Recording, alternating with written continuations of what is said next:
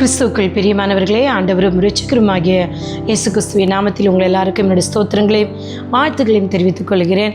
March மாத வரையிலும் தேவன் நம்மை கண்ணின் மணியை போல் பாதுகாத்தார். அதற்காக நன்றிகளின் ஸ்தோத்திரங்களை எடுக்கிறேன். ஏப்ரல் மாதம் வாக்குத்தத்தமானது நமக்கு முன்னே சென்று கோணலானவைகளை தேவன் செவ்வைப்படுத்துகிறேன் என்று சொல்லுகிறார். வாலிப மகனே, வாலிப மகளே, உனக்கு முன்னால் அடைக்கப்பட்ட வாசல்கள் எல்லாம் என் தேவனாய் கர்த்தர் இந்த மாதம் திறக்கிறார். அநேக வாக்குத்தத்தங்கள் நமக்கு கொடுத்திருக்கிறார். அந்த லோகோஸ் வார்த்தைகள் எல்லாம் ரேமாவாகவும் உனக்கு கொடுக்கப்பட்டிருக்கிறோம். அவைகள் எல்லாம் இந்த மாதம் என் தேவனாய் கர்த்தர் நிறைவேற்ற சித்தமுள்ளவராயிருக்கிறார். எனக்கு அருமையான வாலிப பிள்ளைகளே, இந்த ஏசாயா 45 அதிகாரம் 2வது வசனத்தை இந்த மாத வாக்குத்தத்தமாக தேவன் கொடுத்திருக்கிறார். நான் உனக்கு முன்னே போய் கோணலானவைகளை செவ்வையாக்குவேன் என்று கர்த்தர் சொல்லுகிறார். இங்கே யாரிடத்தில் இதை சொல்லுகிறார் என்று சொன்னால், ஏசாயா 45:1 நீங்கள் 8 வரியிலும் வாசித்து பார்ப்பீர்கள் என்று சொன்னால், கர்த்தராகி நான் அபிஷேகம் பண்ணின கோரேசுக்கு முன்பாக ஜாதிகளை கீழ்ப்படுத்தி ராஜாக்களை இடைக்கட்டுகளை அவிழ்க்கும்படிக்கும், அவனுக்கு முன்பாக வாசல்கள் பூட்டப்படாதிருக்கவும் கதவுகளை திறந்து வைக்கும்படிக்கும் அவனை பார்த்து அவன் வலது கையை பிடித்து கொண்டு அவனுக்கு சொல்லுகிறதாவது, நான் உனக்கு முன்னே சென்று கோணலானவைகளை செவ்வையாக்குவேன் என்று. எனக்கு அருமையான தேவஜனமே, இந்த கோரேசை குறித்து யார் என்று நீங்கள் பார்ப்பீர்கள் என்று சொன்னால், பெர்சிய தேசத்து நாட்டு ராஜா தான் இவருடைய தகப்பன். அவருக்கு அநேக மறுமனையாட்டிகள் காணப்பட்டார்கள். அதில் ஒரு மகன் தான் இவர் பிறந்த உடனே இந்த தாய் தகப்பனுக்கு சொப்பனத்தின் மூலம் இவரை குறித்து வெளிப்படுத்தப்பட்டது. இந்த கோரேசுக்கு இவருடைய தாய் கோரேஸ் என்று பெயர் வைத்து அவனை கொல்லை மனதில்லாமல் ஒரு மேய்ப்பனிடத்தில் அவனை வளர்க்கும்படி கொடுத்து விட்டார். கோரேஸ் என்று சொன்னாலே அந்த பெயருக்கு அர்த்தம் என்ன தெரியுமா? இழிவானவன், அதாவது இழிவானவன், அவப்பேரை உண்டு பண்ணுகிறவன், மகிழ்ச்சி அற்றவன், துயரமிக்கவன். பாருங்களேன், ஏழ்மையானவர். ஒரு ராஜாவோட குடும்பத்தில் பிறந்த மகனுக்கு இப்படி ஒரு பேர், இப்படி ஒரு சூழ்நிலை.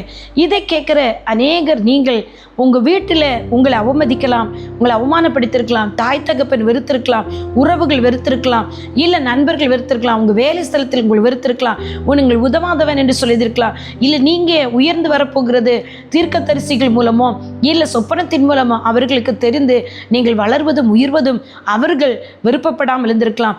இன்றைக்கு என் தேவனாகிய கர்த்தர், பாபிலோன் ஜனங்கள் சிறைப்படுத்தப்பட்டு போய் 70 ஆண்டு சிறைப்படுத்தப்பட்டிருக்கிறார்கள். அந்த சிறையிருப்பிலிருந்து இஸ்ரவேல் ஜனங்களை பாபிலோனர்கள் கைகளிலிருந்து விடுவிக்கும்படியாக என் தேவனாகிய கர்த்தர் இந்த கோரேசை தான் தெரிந்து கொண்டார். எனக்கு அருமையானவர்களே, நீ ஒன்றுக்கும் உதவாதன் என்று சொல்லி, உனக்கு எதுவுமே இல்லை என்று சொல்லி, நீ எழும்பக்கூடா என்று சொல்லி யாரை நினைத்தார்களோ அவர்களுக்கு முன்பாக என் தேவனாகிய கர்த்தர் இந்த கோரேசை அழைத்து அவரை அபிஷேகம் பண்ணுகிறார். இந்த கோரேசு தேவனை அறிந்து கொள்ளாதவனாய் காணப்பட்டார். இவருடைய தகப்பன் பெர்சிய ராஜா அநேக விக்கிரங்களை வழிபட்டு விக்கிரங்களை வைத்து அநேக தேசங்களுக்கு ராஜாவா காணப்பட்டார்.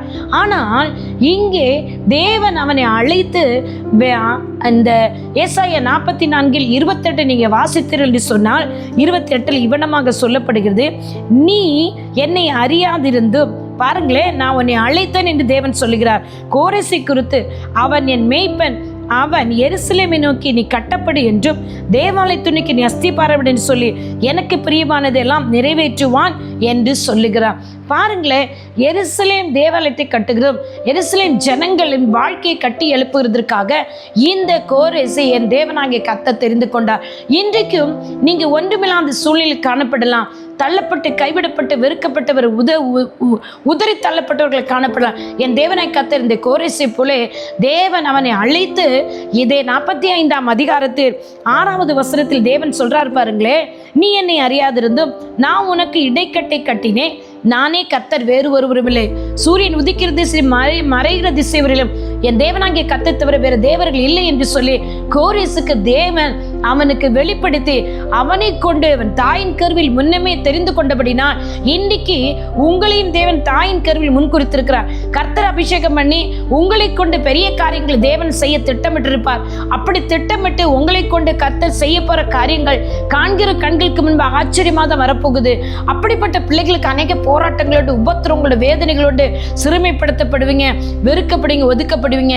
இங்க அப்படிதான் கோரேசு காணப்பட்டான். ஆனால் என் தேவனாகிய கர்த்தர் இஸ்ரவேல் ஜனங்களை விடுவிக்கும்படி கர்த்தர் இவர் அபிஷேகம் பண்ணினார். அப்படி இஸ்ரவேல் ஜனங்களை இந்த கோரேசை கொண்டு கர்த்தர் விடுவிக்கிறார். எனக்கு அருமையானவர்களே, தாவீதை பார்த்தீர்கள் சொன்னார், இன்னும் வேதத்தில் அநேகர் கீழே இருந்தவர்களை கர்த்தர் தூக்கி உயர்த்தி வைக்கிறார். தாவீதை பார்த்தீர்கள் என்று சொன்னால் எல்லாராலும் கைவிடப்பட்டிருக்கிறான் இல்லையா? சகோதரர்களும் தகப்பனால் என்ன செய்கிறான்? ஒதுக்கப்பட்டுகிறான். ஆடுகளை மேய்த்து கொண்டிருந்தான். என் தேவனாகிய கர்த்தர் கரவலாடுகளுக்கு பின்னாலே நடந்த அந்த தாவீதை சங்கீதக்காரன் தெளிவா அழைத்து கொண்டு வந்து என் தேவன் கோலியாத்தை, இஸ்ரவேலின் தேவனாய் கர்த்தரை நிந்தித்த அந்த கோலியாத்தை வீழ்த்தும்படியாக, கோலியாத்து வீழ்த்துவதற்கு தாவீதுக்கு எந்த பலமும் இல்லைங்க, எந்த ஞானமும் இல்லை. ஆனா கர்த்தர் அவனை பலப்படுத்தி கர்த்தருடைய கரம் தாவீதோடு கூட இருந்து கோலியாத்தை வீழ்த்தினார். இங்கே அதே மாதிரிதான் கோரேசோடும் தேவனுடைய கரம் அவன் கரத்தோடு இணைந்து அவர் என்ன செய்கிறார் பாருங்களேன். வெண்கல கதவுகள், பூட்டப்பட்ட வெண்கல கதவுகள் எல்லாம் உடைக்கிறார். இருப்பு தாழ்பாளர்கள் எல்லாம் முறித்து ஒளிப்பிடத்திற்கு புதியர்களையும் அந்த கருத்திற்கு பொக்கிஷங்களை அவர் மூலம் எடுத்துக்கொண்டு வருகிறார். எனக்கு அருமையான தேவ ஜனமே, கோலனான பாதைகளை செவிப்படுத்துகிறார். இன்னைக்கு உனக்கு இருக்கிற இந்த பலத்தோடு நீ ஜெபித்து உபவாசம் பண்ணி கொண்டு தேவனை நோக்கி பார்க்கிற பிள்ளையா இருப்பியானால் நிச்சயமாக இந்த கோரேசோடும் தாவீதோடு மட்டுமல்ல, யோசேப்பை பார்த்தீங்கன்னு சொன்னா ஆதியாகமம் 49 அதிகாரம் 22-26 வசனம் வரைக்கும் நீங்க வாசிப்பீர்கள் என்று சொன்னா, அங்கே யாக்கோபின் தேவனுடைய புயபலம் அவனோடு கூட இருந்தது என்று சொல்லி நான் வாசிக்கிறோம். அவன் புயங்கள் யாக்கோபுடைய வல்லவரின் கரங்களால் பலத்தன, இதனால் இவன் மேய்ப்பனும் இஸ்ரவேலின் கண்மலையும் ஆனான் என்று சொல்லி நாம் வாசிக்கிறோம். எனக்கு அருமையான தேவ ஜனமே, ஒருவேளை நீங்க குடியில் தூக்கி போடப்பட்டிருக்கலாம், எல்லாராலும் புறக்கணிக்கப்பட்டிருக்கலாம், உங்களால் ஒன்றும் ஆகாது, நீ எதுவுமே செய்ய முடியாது, நீ லாய்க்கே இல்லை, உனக்கு நீ எதுவுமே கிடைக்காது, உனக்கு திருமணம் ஆகாது, உனக்கு வேலை கிடையாது, நீ பிஸ்னஸ் பண்ண லாய்க்கு இல்லை, நீ எந்த பதவியில் இருக்க முடியாது, வேலையில் இருக்க அதிகாரிகள் கூட உன்னால் எது முடியாதுன்னு சொல்லி உன்னை வெறுத்து தள்ளலாம், உன்னை ரிஜெக்ட் பண்ணலாம். ஆனால் தேவனாகிய கர்த்தர் ஒரு நாள் உன்னை தள்ள மாட்டார். இந்த கோரேஸ் ராஜா தேவனை அறியாதவராய் இருந்து கூட என் தேவனை கர்த்தர் அவனை அழைத்து அவருடைய நாமத்தை அவருக்கு தரிப்பித்து அவருடைய கரம் அவரோட கரத்தோடு இணைந்து தேவன் ஞானத்தையும் அறிவையும் கொடுத்து ஆலோசனை கொடுத்து இப்படி அற்புதங்களையும் அதிசயங்களையும் இஸ்ரவேல் ஜனங்களை அவர் சிறையில் புரிந்து வெளியே கொண்டு வருவார். உங்களை கொண்டும் அநேகருடைய சிறையிருப்பிலிருந்து அநேகரை விடுவிக்க போகிறார். நீங்க யோசேப்பை போல உங்கள் குடும்பங்களுக்கு ஆசீர்வாதமா இருக்க போகிறீங்க. உங்க மேல இந்த நிந்தைகள் எல்லாம் தேவனை கர்த்தர் புரட்டி போட போகிறார். தாய்மார்கள், தகப்பன்மார்கள், இன்னைக்கு உங்க பிள்ளைகளுக்காக ஜெபித்து கொண்டிருக்கிறீர்கள். இந்த உபவாச நாட்களில் இந்த கோரேசை என் தேவனாய் கர்த்தர் தெரிந்து கொண்டார் என்று சொன்னார். அவனுக்கு முன்பாக நின்று எல்லாவற்றையும் அவர் உடைத்து எரித்தார் என்று சொன்னார்.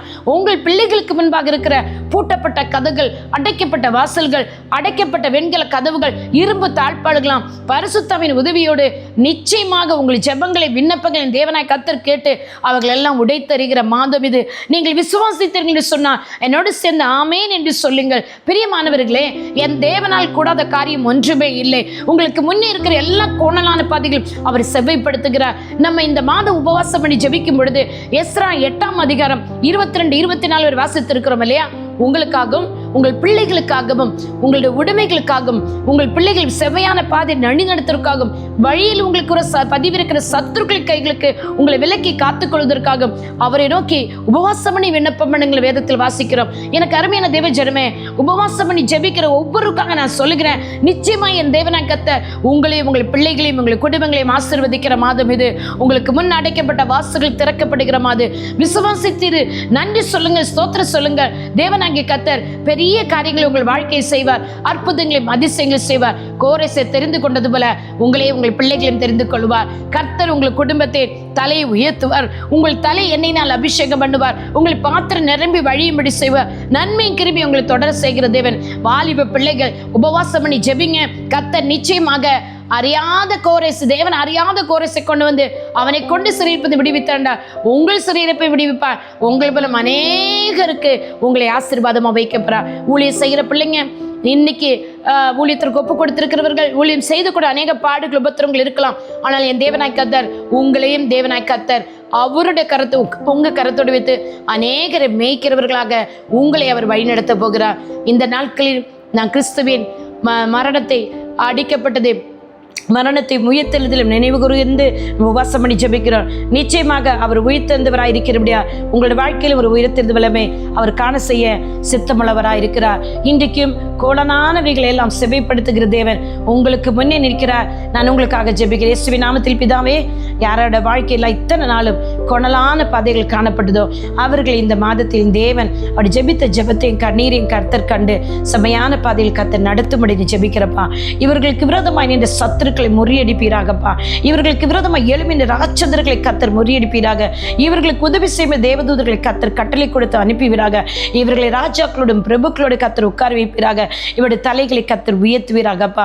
என்னென்ன காரியத்திற்காக ஜெபிக்கிறார்களோ, வியாதிக்காக ஜெபித்துக் கொண்டிருப்பார்கள், குழந்தை இல்லை என்று ஜெபித்துக் கொண்டிருப்பார்கள், கர்த்தாவே வேலை இல்லை என்றும், திருமணம் ஆக மாட்டேங்குது என் பிள்ளைகளுக்கு என்று ஜெபித்துக் கொண்டிருப்பார்கள், அப்பா கடனில் இருக்கிற ஜெபித்துக் கொண்டிருப்பார்கள்.